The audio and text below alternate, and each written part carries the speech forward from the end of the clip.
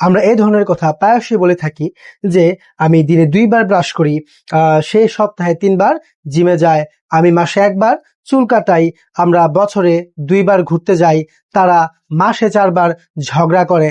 তাহলে এরকম 1 বার, 2 বার, 3 বার, 4 বার, 5 বার, 6 বার, 7 বার, 8 বার এরকম বলার জন্য একটি সিস্টেম রয়েছে।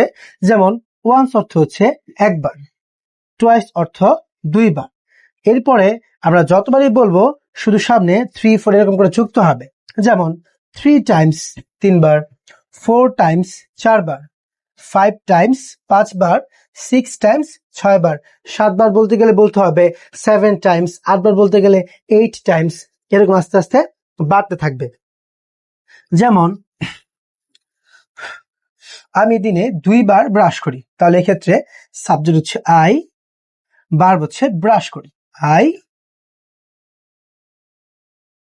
ব্রাশ, কি ব্রাশ করি? I brush 2 bar, I brush twice, 2 bar, twice দিনে, টুয়াইস এ ডে। সে সপ্তাহে 3 বার জিমে যায়, তাহলে সাবজেক্ট হচ্ছে সে, এর জন্য হি দিলাম। হি যায়।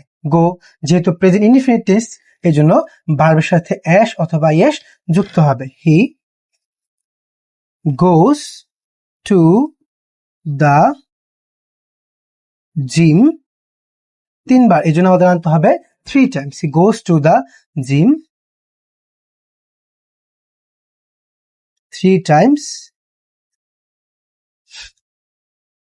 3 টাইমস